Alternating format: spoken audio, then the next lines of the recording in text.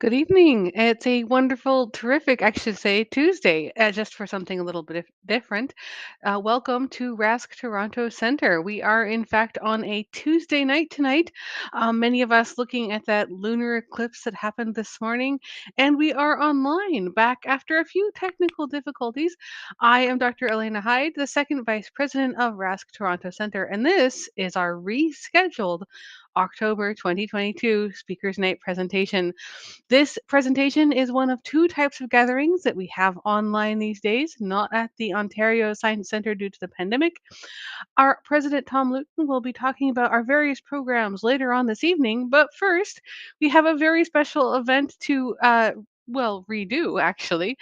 Tonight, we had a few technical difficulties during our regular Wednesday, so we are here on this terrific Tuesday to bring you once again the Rask Toronto Centre Speakers Night.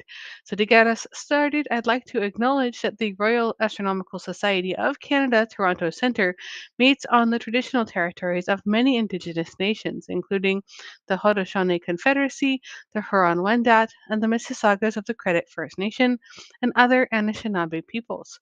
These lands are part of the Dish with One Spoon Treaty and are now home to many diverse First Nations, Inuit, Métis, and Indigenous peoples from across Turtle Island. As we engage in astronomy here, together we respect, learn from, and honor the deep relationship between the Indigenous peoples, the sky, and the earth. So, welcome everyone to this interesting Tuesday night. I'm very happy to be here with you. And for our speakers tonight, I am absolutely delighted to welcome Jaba Adams, a astronomer, programmer, teacher, and an all-around sort of astronomer extraordinaire. He is going to tell us a little bit about all kinds of different things. Jaba is an experienced machine learning programmer, game developer, and teacher. He's specialized in virtual reality, machine learning, mobile games, and physics.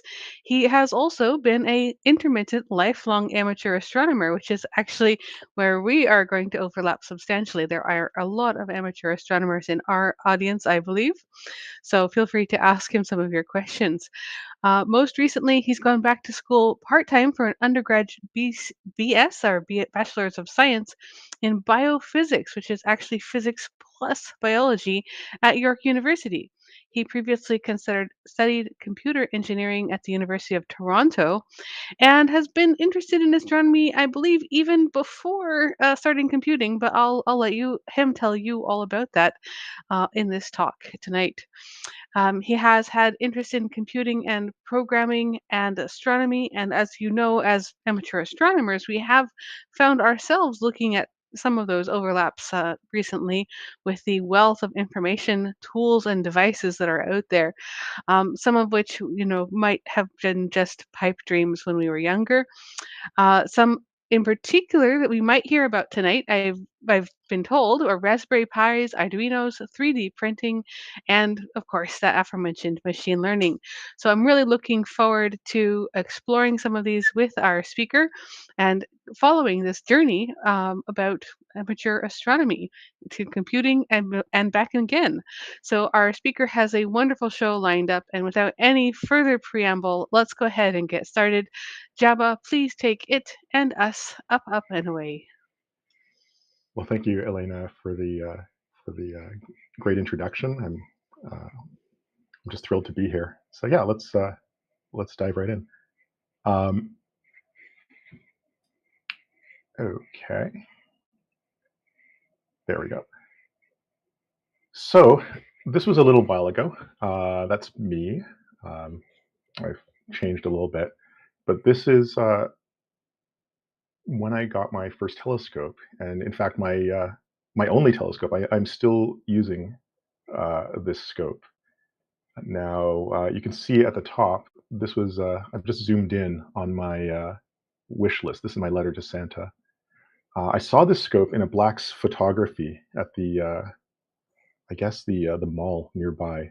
And, I thought, well, okay, it must be very expensive. It's a telescope. So it must be, I mean, at least 100, maybe $200. But I think if I ask my parents really nicely, then I might get it for Christmas. It turns out it was more, significantly more than that. But with some help from family, actually, I did. received this for Christmas, and it's still with me. I guess what is it now? 35 years later. I'm dating myself a bit. Um, yeah. So this is the original mount you see pictured here. Now the wooden legs were not the greatest. I remember fighting these a lot, and it was quite rickety, and I had to carefully align and then wait for the vibrations to settle. Um, but you see also there's quite a nice equatorial mount. Now, unfortunately, this is no longer with me. Um, I'm sure, I guess, a lot of our audience who are astronomers, they know what an equatorial mount is all about, but it allows you to align on the celestial axis, basically the axis around which the stars appear to turn. Um, and so, with these fine adjustment knobs, once you've got it all aligned, you can easily follow, your object of interest. Uh, the alignment, I think, was a few steps. One was to point north, then to elevate it by roughly your latitude, try to sight on the North Star, uh, probably some other details that I'm forgetting. But I do remember just playing around with these knobs a lot.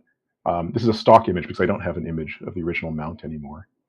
This telescope moved with me uh, through every place I've lived. The box even survived actually until last year. Unfortunately, the mount did not survive, which led me to do this. So this is not an equatorial mount. I mean, as you can see. And so, what's the story? Why why is my venerable telescope in this monstrosity? Well, the thing is, this got me viewing again for about, I would say, 6 or 7 years before this. This was at the beginning of COVID, maybe about a year ago. No, that was not a year ago. It's amazing how there's this blank period. So anyway, at the beginning of COVID, roughly 2 years ago, I got kind of back into astronomy again, enabled by making this mount out of scrap wood that I had and doing it in an evening. I might come back to this slide, but this was my previous approach. Okay, I'm a computer guy through and through, computer person, and I was into graphics. There's wonderful software that from a sequence of 2D images, like you can basically walk around an object or an environment, it can stitch together a 3D model. So I thought, okay, well, I'll do this the right way. I will take many, many pictures of the telescope tube from all different angles. I will use this to generate a 3D model. I will import that 3D model into software design, like a computer program, a CAD program, and I will properly design a telescope mount. So I started that process in 2015. Some things happened in between. And by 2018, I was still not really able to use my telescope because I had decided to do it the right way. And I had just created essentially this hurdle for myself where I couldn't surmount this hurdle on any given weekend or on any given evening, frankly. One practical note is actually the software used to generate 3D models from 2D images. It's called photogrammetry, so measuring photographs. Um, it cannot cope very well currently with shiny surfaces. That's why I've added some masking tape here. But really, this failed to scan. It was terrible. I don't have that point cloud. So coming back to this, like this is literally something I built on top of a camera tripod. This is my dad's tripod he had lying around. And this took, no joke, it took an evening. I mean, maybe that's not a surprise looking at the final result. But I'm strangely proud of this because again, it got me viewing again. It knocked down that hurdle that I had created for myself to do it properly. And although it's tried, it has not yet poked out my eye. Um, what do I mean by that? Well, I'm not sure if you can see in this photograph, but this is not balanced. So the equatorial mounts have a beautiful counterweight here, and you adjust it along. You adjust it basically to be a counterweight for the telescope, and then just a tiny bit of force on these little knobs can turn the scope. This has no counterweight. So what it wants to do actually, from where the pivot is and the way the weight is distributed, once I unscrew or allow it to pitch, it wants to just fall backwards and point straight up. Now, that's not a terrible problem unless your eye happens to be right here. And this spotter scope is actually the perfect size to fit inside the orbit of my eye. So there's none of, it's not like it'll give you a black eye, it'll just hit you in the eye. So far, that's happened, I'm ashamed to say, twice. I mean, once, I suppose, would be okay, but it did happen twice. I think I had taken my safety glasses off briefly. Anyway, there was some rolling around on the ground involved, and asking my younger daughter if I still had my eye. Anyway, still have them. Okay, so there are some safety issues. So what I like about this is this cutting through analysis paralysis, removing obstacles, removing hurdles. And I mean, here's a case where I created a hurdle for myself. Nobody else was saying you must do this and that and the other thing before you're able to look through your telescope again. I mean, I do distinctly remember some evenings just trying to stabilize the scope like between my knees, sitting down and somehow look through it with with unsatisfactory results, of course. Anyway, so there's also something powerful about um, being able to do something in an evening or in a weekend, which is that, especially later on in life, I'm sure anyone out there with children or other commitments will identify. You don't have large stretches of uninterrupted time. So it takes a certain amount of work to hit. What do I want to say? There's essentially like a fixed cost to doing anything. Variable cost would be like, oh, depending on how much work, this is how much time it takes. Fixed cost would be, look, no matter what, I need to do 5 minutes or an hour of setup, or something's not going to work. I'll have to figure that out. So if you can never get over that fixed cost, you don't actually get to do any productive work. Um, so yeah, again, there's something very powerful about trying to get something done in an evening, or what I'm actually gravitating towards now, both professionally and for side projects, really is like almost a 3-day sprint. This is not usually doable, but occasionally I'll have either a weekend or I'll have some time where I can just go deep on a problem. But really, like, the world is not. I mean, I'm going on a bit of a rant here, sorry, but the world is not set up for this kind of deep work. I mean, we have commitments, we have a schedule, eat, sleep, maintain the human, all of that stuff. So it is nice either to get a chunk of uninterrupted time where you can go a bit deeper, pay that fixed cost once, or failing that, to just try to structure problems so that, yeah, you can make some progress that is useful and that you're happy with in an evening. Because again, there's something powerful and motivating about making progress, even a small amount, you rather than constantly facing frustration. Um, yeah. So this business of making small incremental progress is very useful. Okay. Now, just a little aside. I think I'd become a bit maybe obsessed about finding good viewing locations. So I went to, actually, I believe it was in 2017, 2018, for the first time, I got to go to the Torrance Barrens Dark Sky Preserve, which is just 2 hours drive outside of Toronto, although it depends how you drive. But this is a wonderful location with a lot of rock outcroppings where, like, many of them flat, where you can easily set up a telescope. Maybe our viewers are already familiar with this. Um, so I went and I realized, as I was there, this was the 1st of July, so it was Canada Day weekend. It was 30 degrees Celsius. So what would that be in Fahrenheit? I guess 30 times what? 9 over 5 plus 32, whatever that works out to. 6, 45. What is that? 77, 80 degrees? Don't quote me on that. Oh well, I'm recorded now. In any case, it was hot and it was humid and there were rock outcroppings. But what were they cropping out of? Oh, wetland and swamp. So basically, the sky was occluded by mosquitoes. It The forecast was partly cloudy, but that's the only time I could get away. And I'd hoped to do some viewing between patches of cloud, but it was basically impossible because of mosquitoes. So I think we lasted about 5 to 10 minutes and then gave up and just sulked in the tent. Yeah.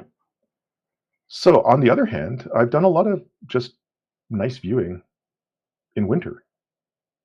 From a backyard when I had a backyard, from inside my room as a child. Even with the window closed, with reflections off the intervening panes of glass. Um, I saw a planetary conjunction. I'm not actually sure which planets, but it was certainly Venus, Jupiter, and Saturn at least.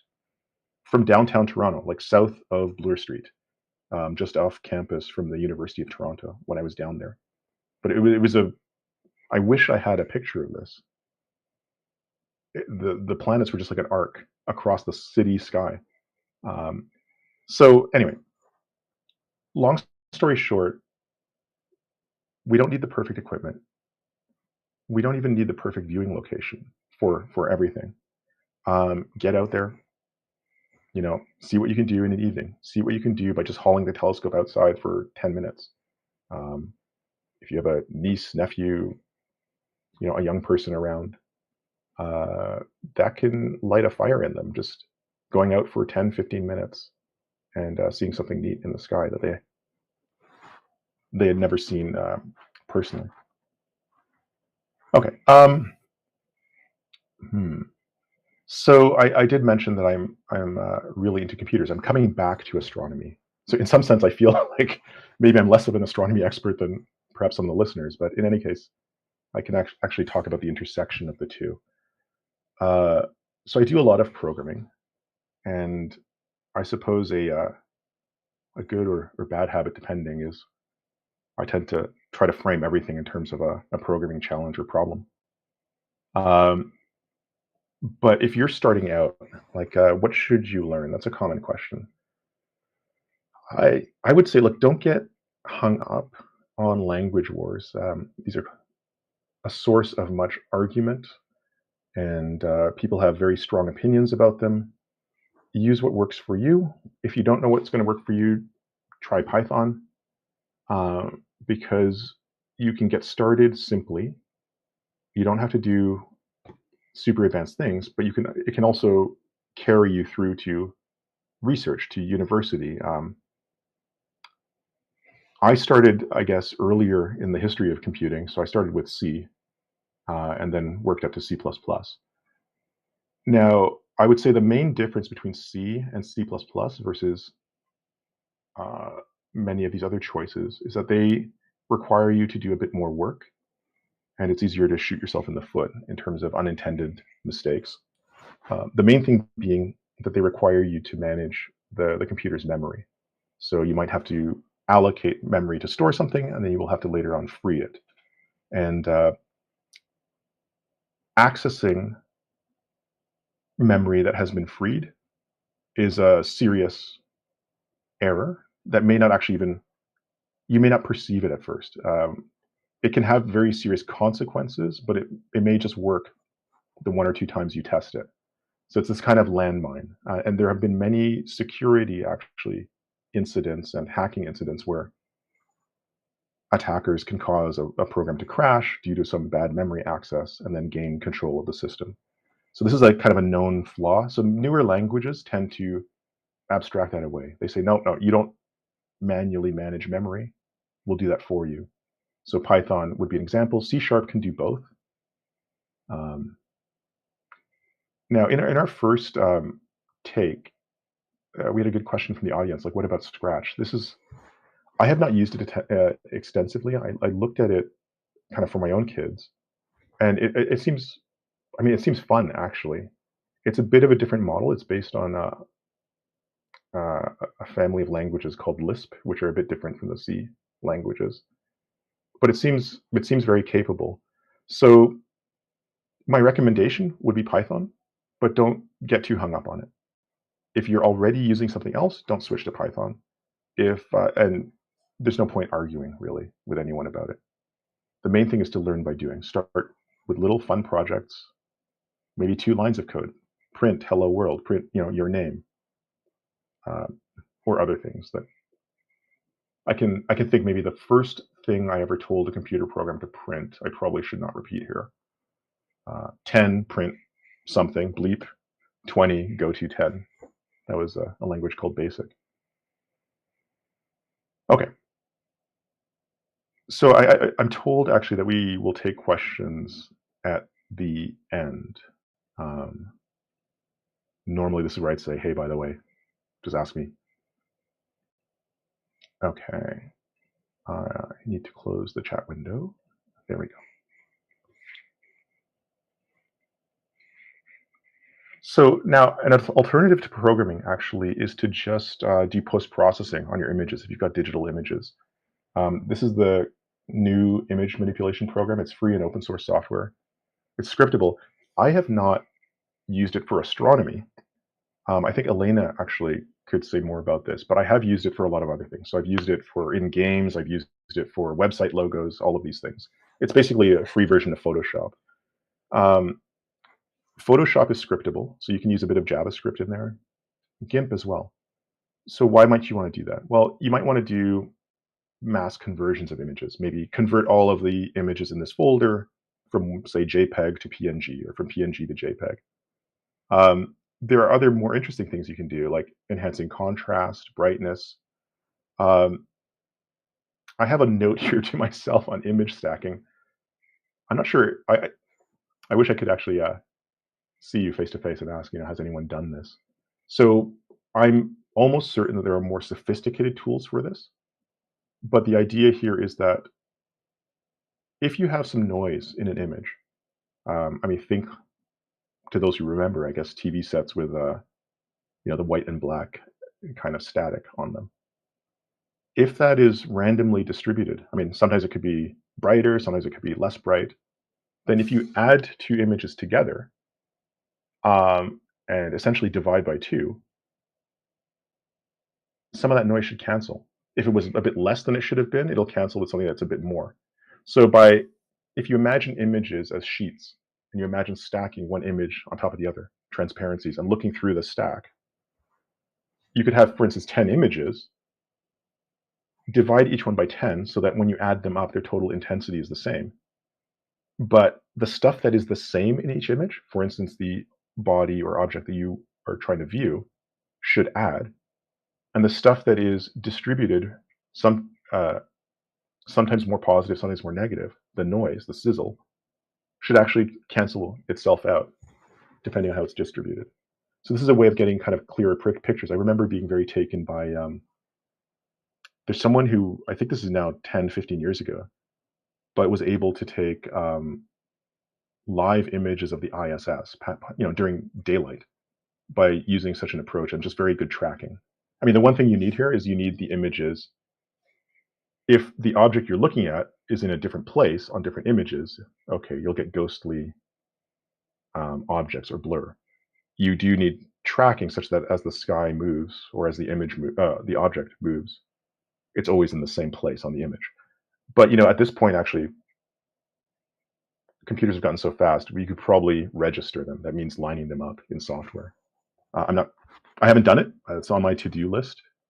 I'm thinking actually of some neuroscience scans we've done in terms of biophysics, and certainly image registration is basically a mostly solved problem at this point, and presumably for astronomical images, um, it's easier than something squishy like tissues.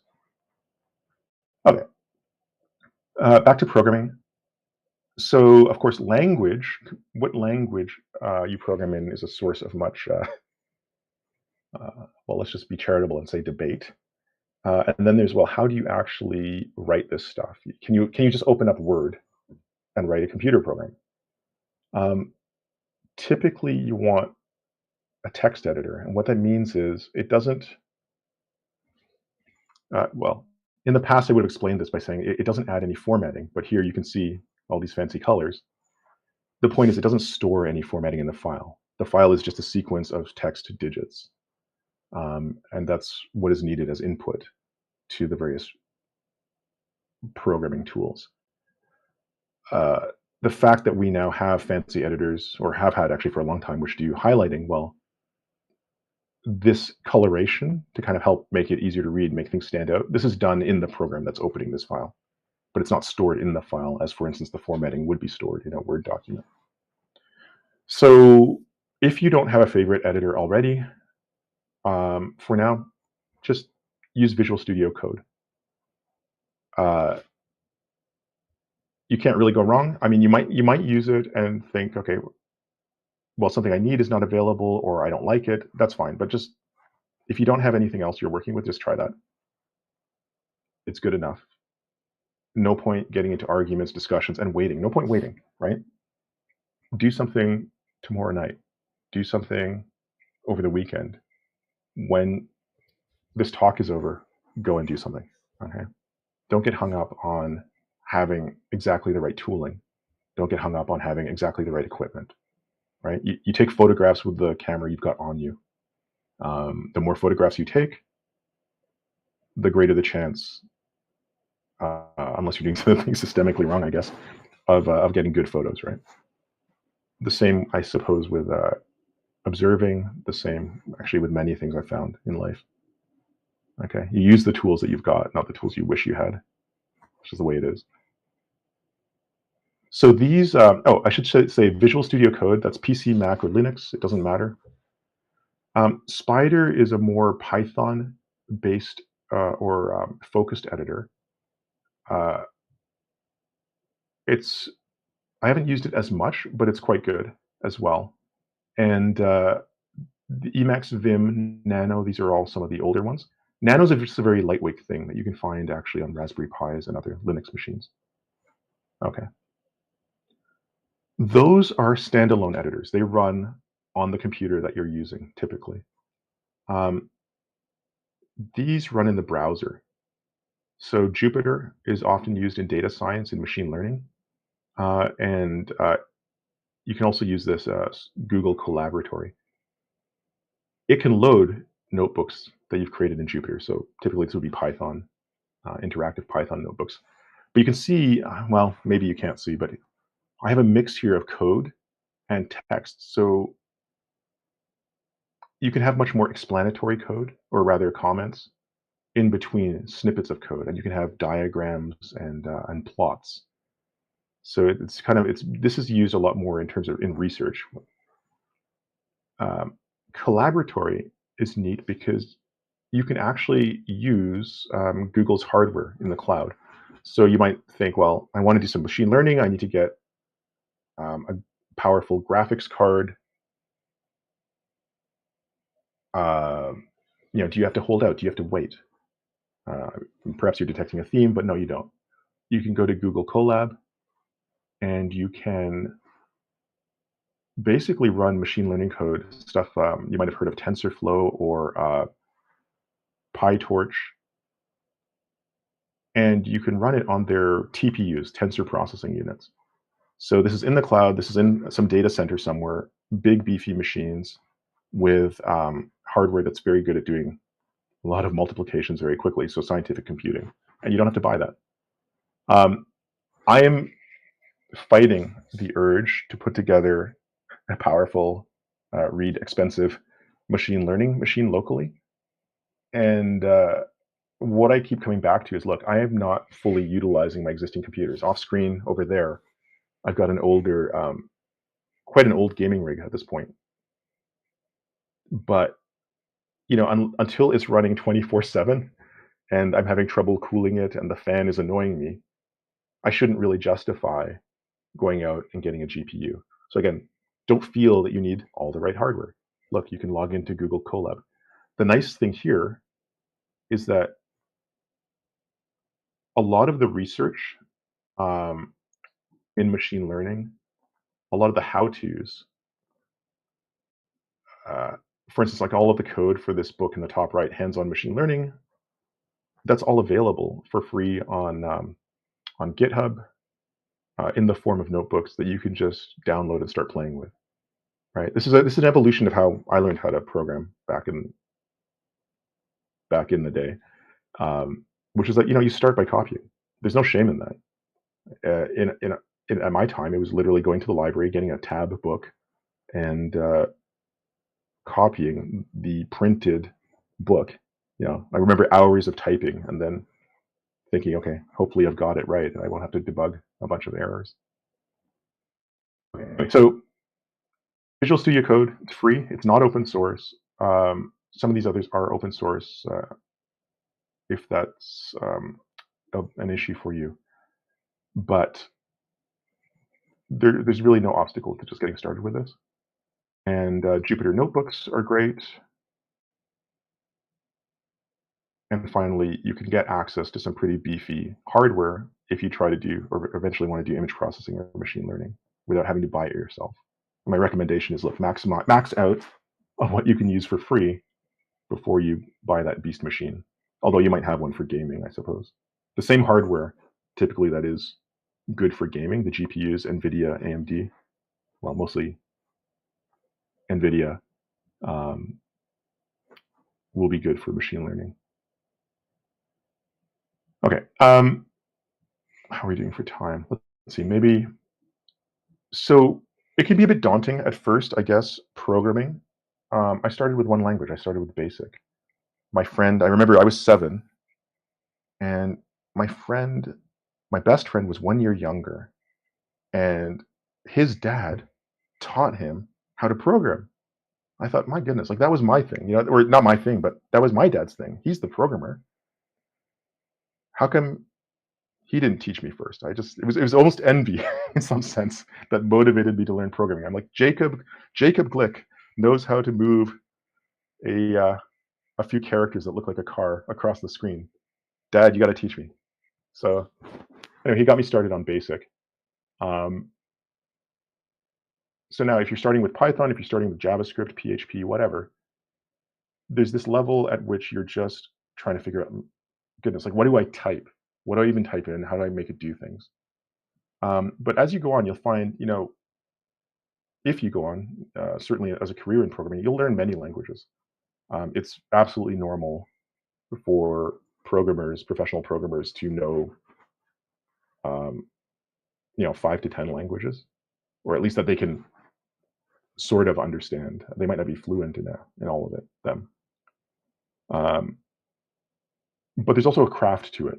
And I would highly recommend, if you're learning programming, even actually as a researcher, so suppose you're a grad student and you're like, well, I haven't done that much programming, I would highly recommend this book, The Pragmatic Programmer. It talks more about some of the processes around programming. How do you find errors? How do you fix errors? How do you, you will find, I'm sure, those of you who program, that you spend a lot of time finding and fixing errors. And be more careful is actually not a viable strategy, right? If you think of engineering, like, hey, just build the bridge more carefully is not really a good sell. There's a lot of lessons learned, a lot of mistakes, um, which really have caused people to develop practices and systems where they can take this imperfect input, which is, here is what I want you to do, computer, and accommodate, mitigate the fact that even the best programmers insert a lot of logic errors. If you write 20 to 30 lines of code as a good programmer,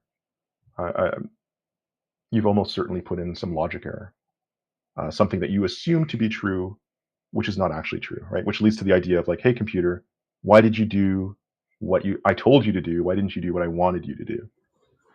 So, but again, keep it light. You don't need the same process as NASA or Google for what you're doing. but this is a nice light kind of introduction to some good practices that could save you some aggravation. Although I will say programming in part is maybe computing in general, as we've created it, is coming to terms a bit with aggravation and developing a bit of a tolerance for it. Okay. Something I'm playing around with a lot right now is this lib camera. This comes. I guess we're a bit out of order here. Let me go to single board computers. Okay. So there's a lot you can do on your laptop, on your desktop. Um, I mean, hauling your laptop out to maybe a remote viewing location is it's doable. It's a bit less than ideal. Um, if you start thinking about, okay, how do I maybe control my telescope? I want to from scratch do some motion control. I want to uh, I want to do astrophotography on the cheap. Well, this is a Raspberry Pi camera, and I mean, I think it retails for somewhere around $25 to $30. Um, and this is both a video and a still camera. It's about, I think it's 8 megapixel, but it can easily do like 1080p, sorry, 1920 across by 1080 video, and like some 2600 or something images. But yeah, I mean, this is what cell phones have given us, right? This is a $30 camera. That's amazing. Um, but what do you connect it to? So this is a bit of a problem right now. This is a Raspberry Pi. It's a single board computer, meaning, it's all, this is it. It's this credit card size thing that is a computer. This is a Linux machine. So you plug in it's got USB ports. This one has Wi-Fi as well as a wired connection. But you plug in a monitor, you plug in a keyboard, and you're using a computer. I don't have a shell to show you, but there are both graphical interfaces, so things like Windows, things like Mac, and there's also just like the text only, the command line one, which you can use to maybe save some power or if you don't need all that.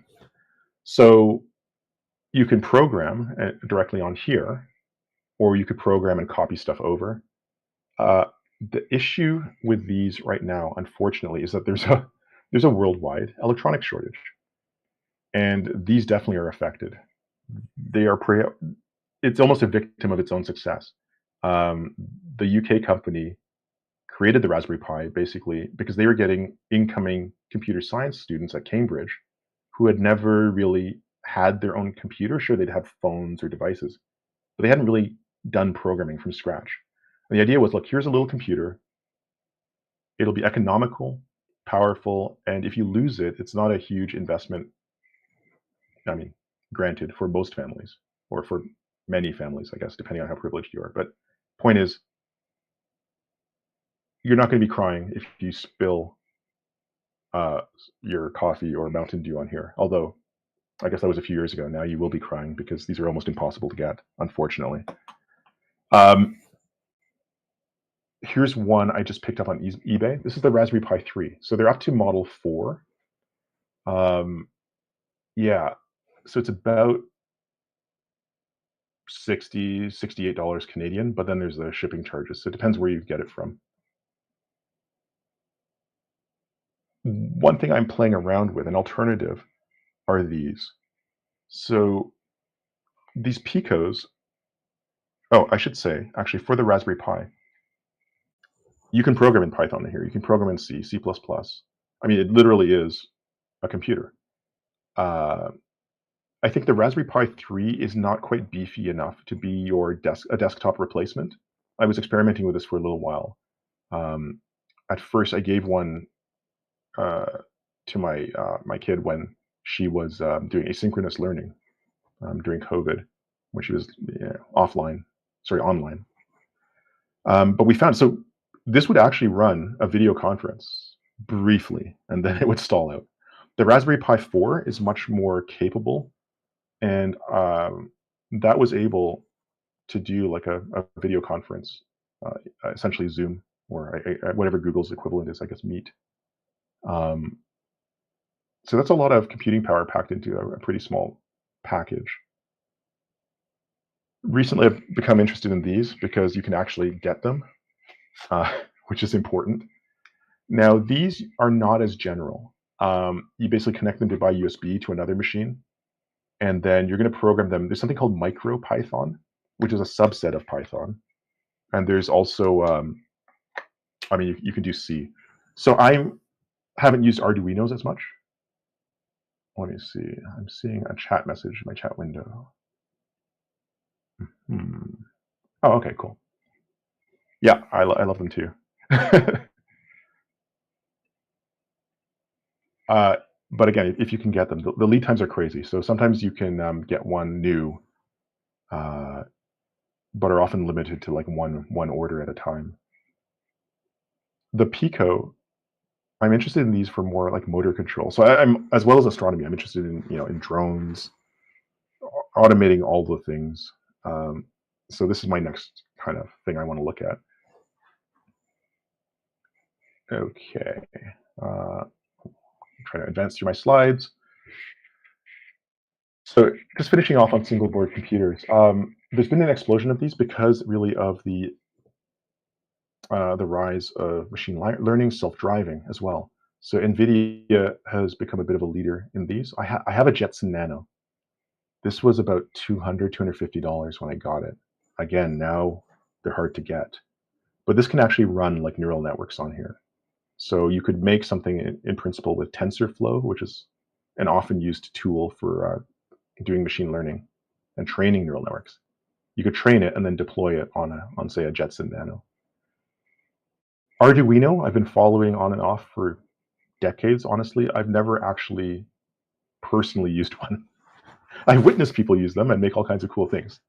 So maybe if you see a bias here, it's not because I prefer Raspberry Pi, although I would say it's just because I'm not as familiar with the Arduino. But the other thing about the Raspberry Pi is out of the box, this is a full computer that you can use. My understanding with Arduinos is that they are more like the Picos. Correct me if I'm wrong later, somebody please. But in that, you connect through USB, you might have to open a window on your laptop to talk to it, you might have to download programs. I think one thing that the Raspberry Pi Foundation has done very well is to just make the Raspberry Pi something useful and powerful right out of the box. Okay, 3D printing. Um, I love it, but it won't necessarily do everything that you might hope for. This is my second 3D printer. My first one was a MakerBot 2X, and I could not get that thing to print with PLA, which is the one of the standard materials. I got it printing with ABS, which is more of an engineering plastic, just fine, but that would create more fumes and whatnot. So yeah, I've got kind of all these parts. I was just trying to make a holder for my phone, basically to be able to record. If I'm writing on the desk, I wanted to be able to record what I'm writing and make videos, say solving math problems or something along those lines. More recently, I thought, well, since I've got this, cell phone cameras are actually better than Raspberry Pi cameras. Like, what if I did this kind of thing and just sorry about the sound effect, but stuck that on my telescope? Anyway, I'm a bit concerned about it torquing and the weight, but that's a possibility.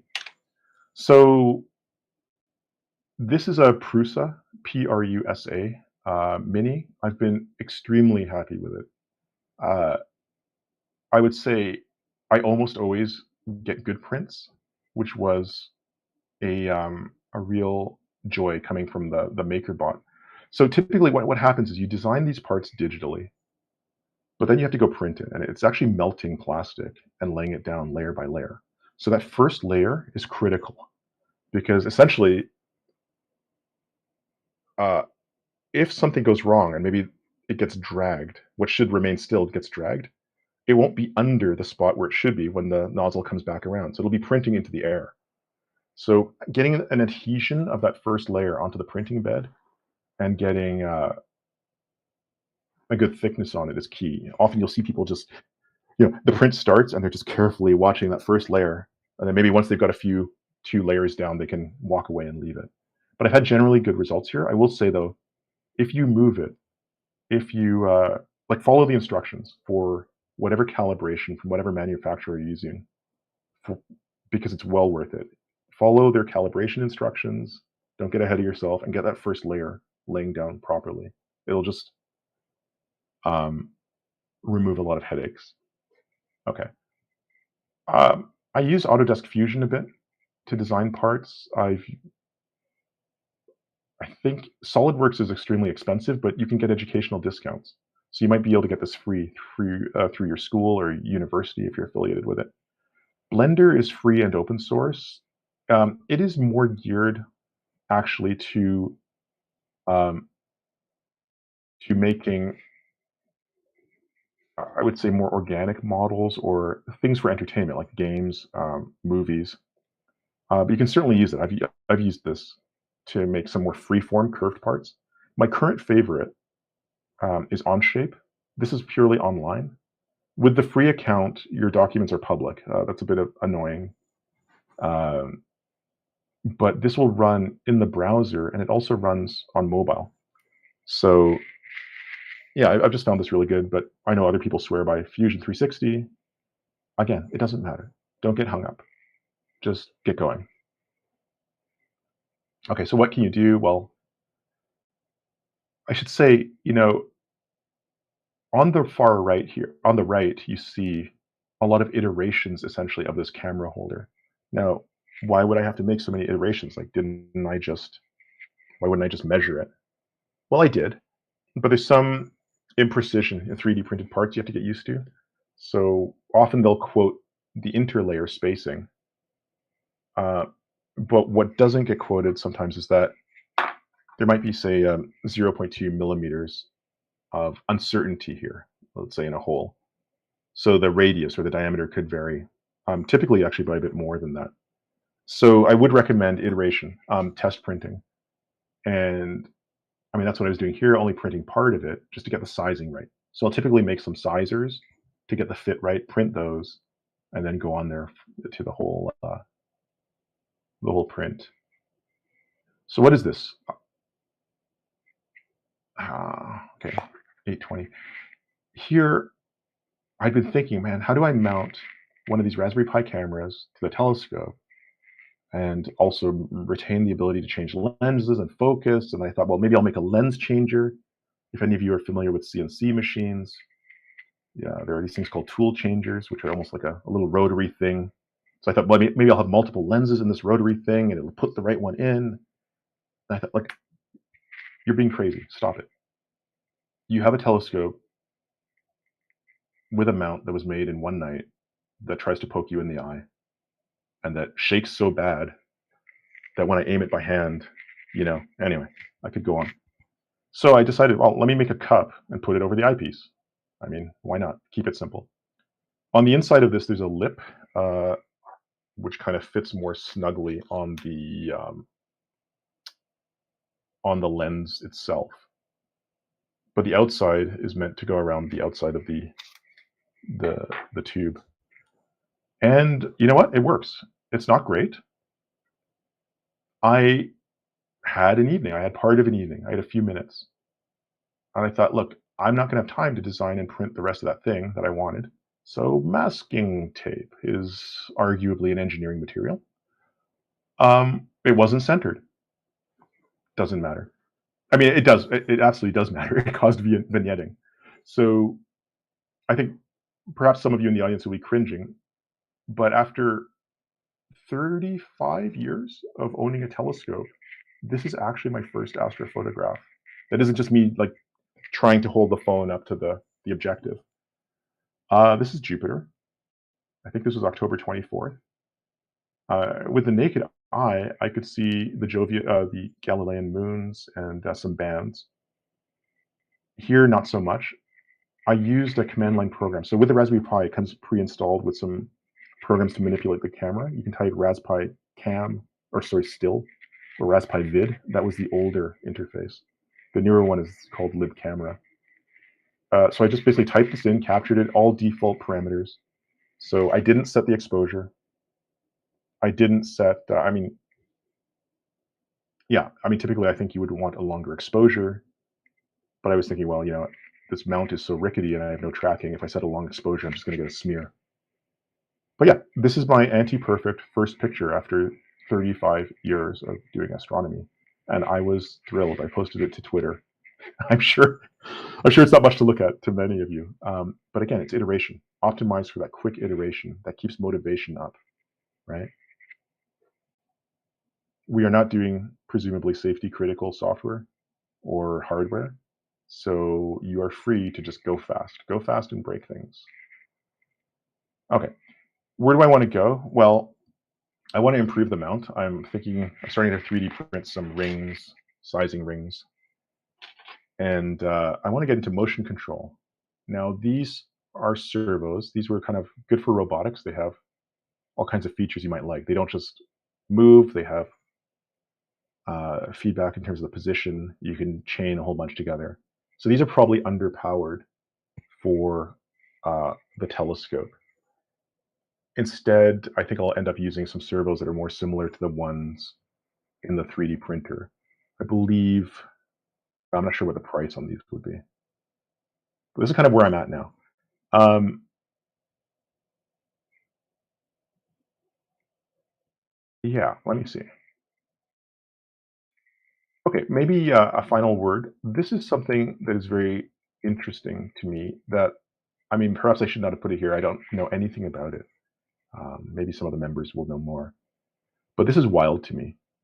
The fact that we can buy such amazing devices so cheaply is just incredible.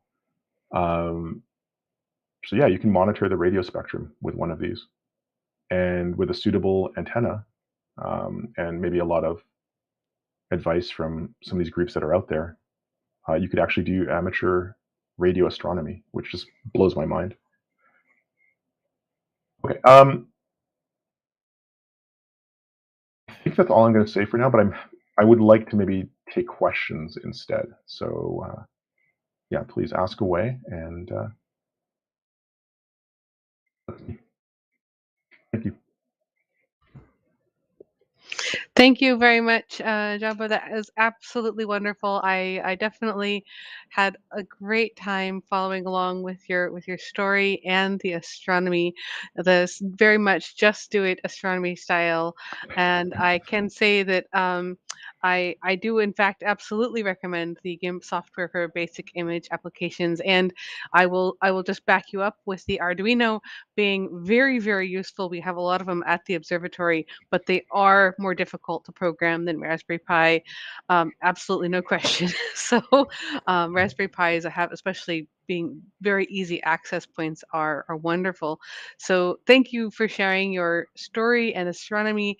I believe we have a few questions coming your way. I'm not sure how many we'll have time for, but I'm going to go ahead and pass over to Emma now and see what's in chat. Great. I just wanted to start off. I know at one point you asked about Arduinos and Raspberry Pi, the Picos, and from my experience, yes, they're very similar. Oh, okay, Um, great. Yeah. yeah, they're both very easy to use.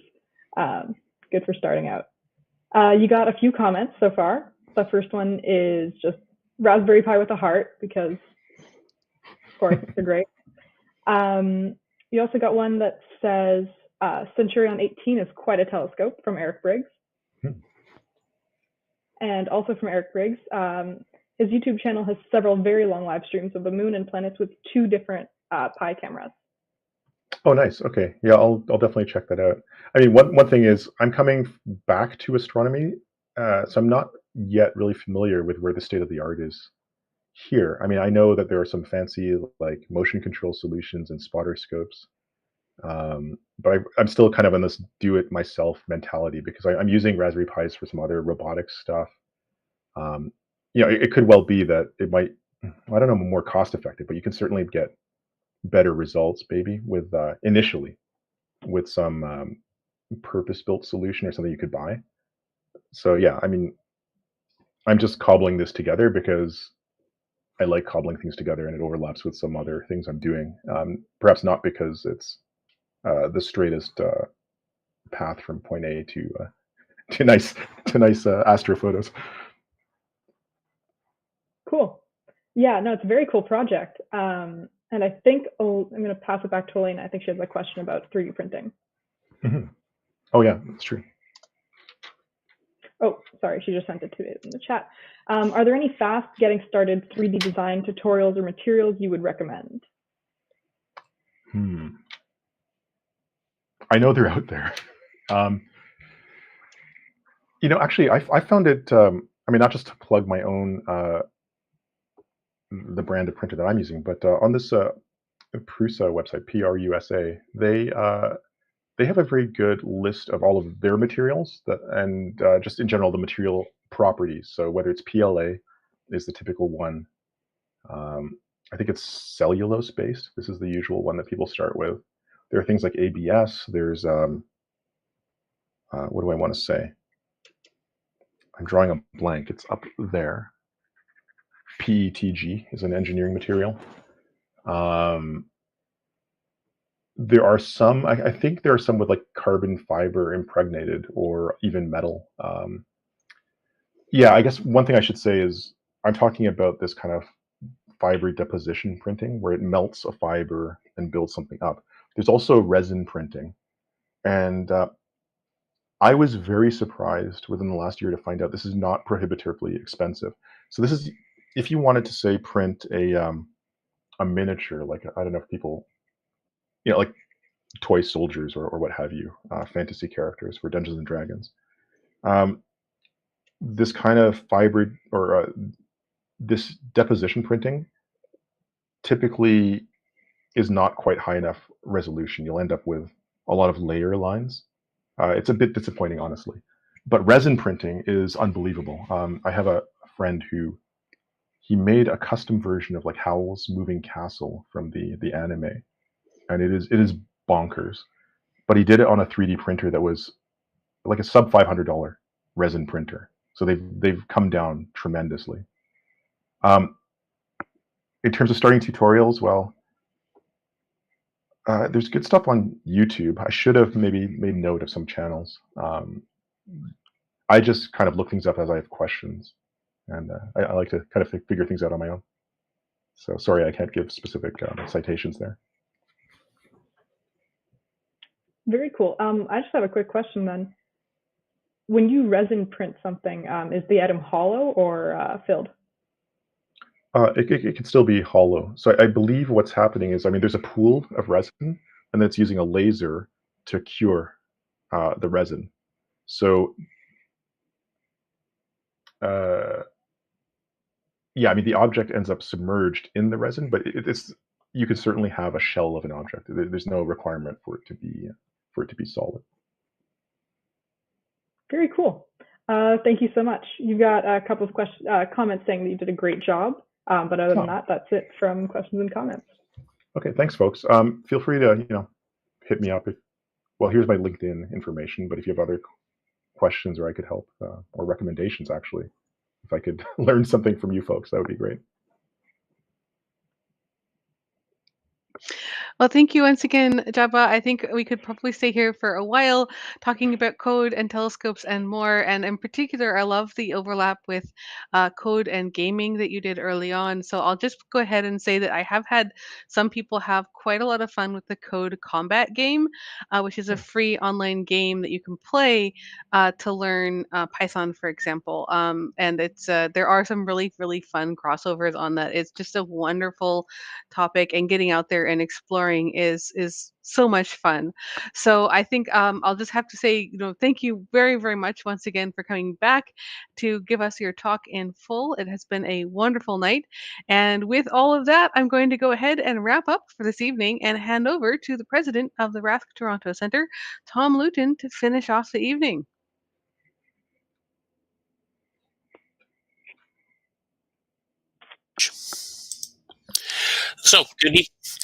So good evening, everybody. Thank you very much for joining us on this Tuesday evening. Hopefully, those of you who had a chance to see the lunar eclipse in the very early hours of the morning have recovered somewhat. So let's get on with our announcements. So, as Elena said, we've got two types of meetings here online on YouTube. You've just had one of our speakers' nights, and coming up in Well, normally it would be 2 weeks, but in a week and a little bit is going to be one of our another speakers nights. So if you're using the YouTube chat and you're watching this live, please say hello. Please enter some questions for presenters. If you're a new member, please introduce yourself. If you're coming from far, far away, please let us know where you're coming from. So our next speakers night is Wednesday, the 16th of November, 7:30 p.m. here on YouTube. Ismail Mumin will be from the Université Laval and the Canada, France, Hawaii Telescope. We'll be discussing observation of galaxies in the era of 3D spectroscopy. And then coming up, our next recreational astronomy night uh, will be at the Ontario Science Centre, our first live meeting since the COVID started on the 7th of December at 7:30 p.m. Chris Vaughn will be discussing the sky this month. Alex Arjamand and Charles Young will be giving a report on the 2022 annual Algonquin Adventure. And then immediately following the recreational astronomy night will be the 2022 annual meeting of the Toronto Centre. Um, this will be an online Zoom meeting that will take part immediately right after the RAN, but you can join the Zoom at the start of the meeting if you wish. Invitations have been already sent out. The agenda, last year's minutes, and the slate of council candidates are on the website. You must register for this meeting to get the Zoom link by no later than midnight on the 5th of December.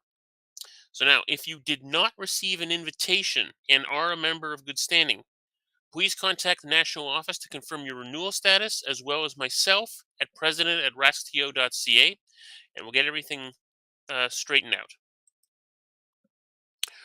Also also announcing our call for nominations for council. Anyone wishing to join council must be a member in good standing, and the nomination form requires the signatures of 2 additional members. The deadline for additional nominations is Wednesday, November the 23rd at midnight, and all nominations must be emailed to Secretary Lucy Wanicki at secretary@raskto.ca.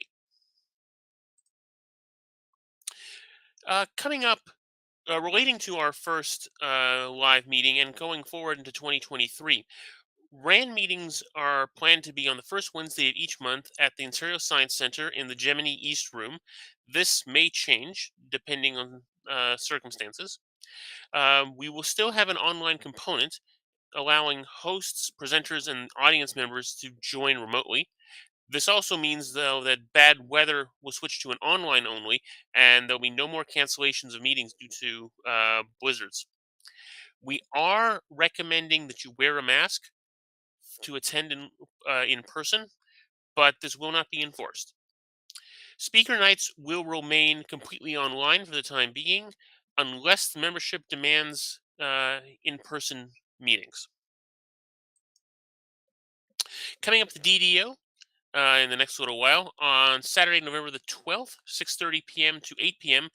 Maheen Hemani will be discussing astronomical research at the undergraduate level with a $12.76 registration fee. The links are online at raskto.ca. And coming up on Sunday, November 13th, 12:30 to 1 p.m., Sunday sun gazing. $6.92 registration fee. The links are also on raskto.ca. Coming up for our observing sessions, the City Star Party is going to be at Baby Village Park the first clear night of the week of November 28th to December 1st. Dark Sky Star Party's details still to be determined. The CAO is still open for the time being, but the snow will fall at some point. Access to the CAO facilities are by members and families only in a modified communal fashion. The total site occupancy is limited to 25 individuals. The upstairs washroom is only for upstairs bookings, with a max occupancy for upstairs bedrooms of 2 from the same family per bedroom for a total of 6. Communal areas are limited to 3 people with masks. All CAO users can use both kitchens, downstairs washrooms, and the downstairs washroom while wearing a mask. Full details are on the website. Please read everything before you make your bookings. We are still trying to fill some roles here at the Toronto Centre. We're still trying to find a new educational and public outreach chair, a new light pollution committee chair, and a new volunteer committee chair. There. We're looking to create a marketing committee with a chair and members. Um, the AV committee, the folks who work so hard to put such wonderful presentations like this together, are always looking for additional help. The Education and Public Outreach Committee is also looking for additional members, especially online presenters and anyone who can act as a telescope camera operator to assist with a virtual star party. Just a reminder that in order to volunteer, you must first be a member. If you'd like to help out, please contact myself, president@rasto.ca. Briefly, I'm going to plug the advantages of membership in the RASC. You can renew online at secure.rask.ca. If you've been running into some difficulties, the national office has only recently hired a new membership secretary. So things are a little slow on their end. So if you have any interest as well in gift memberships or in accessing the RASC Emergency Fund, you can contact mempub@rask.ca. Just be advised that things are running a little slowly at the moment. And with that, I'd like to wish you all a very pleasant evening. I'd like to thank you all for joining us. Please follow us on all the forms of social media we've got listed here. If you like what you saw and would like to join us live on YouTube in the future, please like and subscribe and hit the notification bell. Be safe and keep looking up. Good night, everybody.